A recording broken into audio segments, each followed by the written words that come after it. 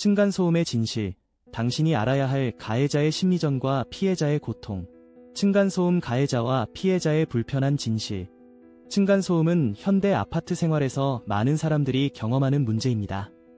이 문제는 단순한 생활소음의 차원을 넘어서 심리적 트라우마와 사회적 고립을 초래할 수 있습니다.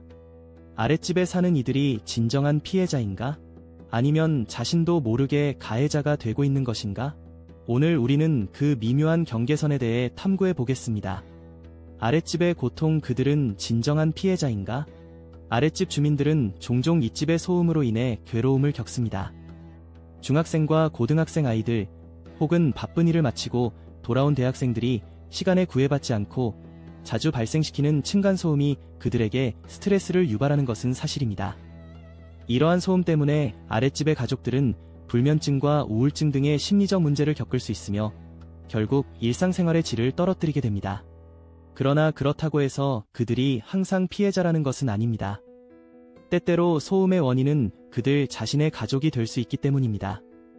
예를 들어 할머니나 할아버지가 살아가는 집에서는 자주 발생하는 대화나 의자 끄는 소음이 문제가 되기도 합니다. 이처럼 층간소음의 원인이 다양하다는 점을 인지하는 것이 중요합니다. 가해자의 심리전, 우리는 무엇을 놓치고 있는가? 층간소음 문제에서 중요한 사실은 가해자라는 개념이 단순히 소음의 발생자에 국한되지 않는다는 점입니다. 가해자는 자기 이익이나 의도를 위해 소음을 공격적으로 사용하는 사람을 포함하며 그로 인해 피해자가 받는 심리적 고통은 종종 무시되곤 합니다. 예를 들어 어떤 가정에서는 오토바이 배달부가 짧은 시간 흔들림과 소음을 유발할 수 있으며 이들은 피해자가 고통받는 자주성 소음의 원인이 되기도 합니다. 그러나 이 경우 정작 피해자는 그 소음 때문에 더욱 고통받고 있는 종종 가족 내 갈등으로 발전할 수 있습니다. 조직 스토킹의 불길한 연관성. 층간소음 문제는 더욱 복잡한 양상을 띠기도 합니다. 이어지는 내용은 블로그 게시물에서 확인하실 수 있습니다.